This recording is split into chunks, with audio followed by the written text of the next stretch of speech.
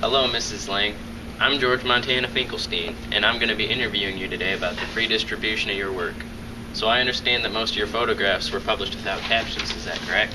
Yes, most of my photographs were property of the U.S. government since I was working for the Farm Security Administration at the time. They were allowed to distribute them free of charge and without giving me credit. Most of the time they didn't even include the captions that I intended them to have. Well, surely this had some positive aspects. Since they were free for use by newspapers, your photos became nationally known and helped show the effects of the Great Depression as a whole. Yes, they did, but unfortunately my photos weren't always used for that purpose. Since they were freely distributed and so well known, they were often used for other advertisements. For example, my migrant mother photo was used for an anti-wrinkle cream, and they even put an afro on her for a Black Panther advertisement. That's really a shame. Thank you for your time. Hello, I'm Bernard Finkelstein, and I've been asked to ask you a few questions about your life. Sure, I'd be more than happy to answer some questions. Alright, let's start off with, how was your career affecting your life? Well, since I was constantly on the move, taking photographs of the life at different places, I didn't really have much time for family. How many kids do you have? I have 2 children. They're both boys, and I lost a boy and a girl when they were young. I lost the boy at birth. How did the Great Depression affect your work? Before the Great Depression, I had a studio, but after it hit, none of my work would sell. So I gave up my studio to go take photographs of the events of the Great Depression.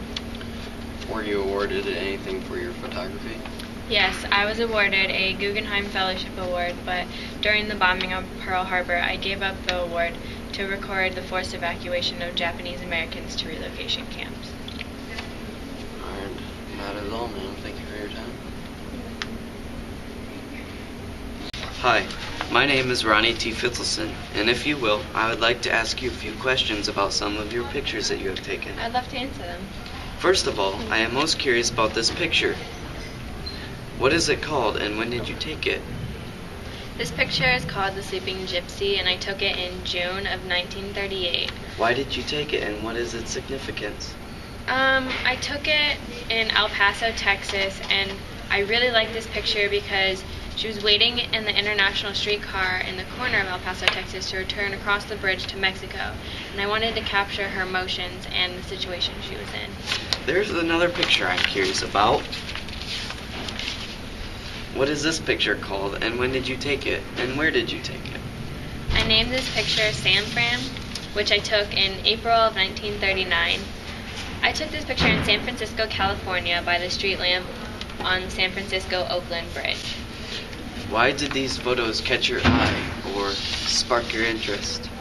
These photos showed the rough times of and effects of the Great Depression and portrayed the overall essence of the time period. Thank you. Nice talking to you.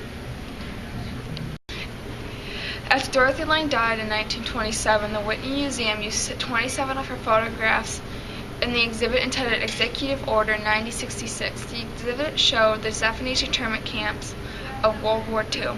In 2006, a school was named in her honor in Nipomo, California, near where she took the migrant mother photograph.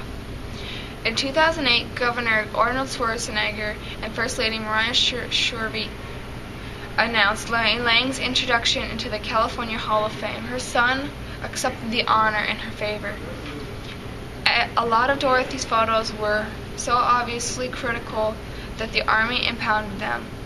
Dorothea Lange lived a life of photographing people who were going through one of the hardest times in history.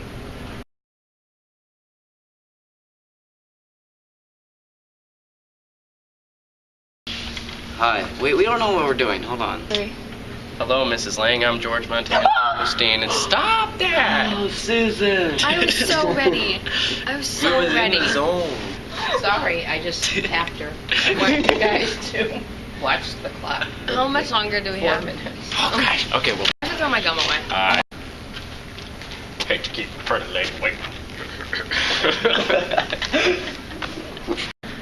Well, surely this had some positive aspects, since they were Yeah. free for... You do it, don't... Okay. What is that?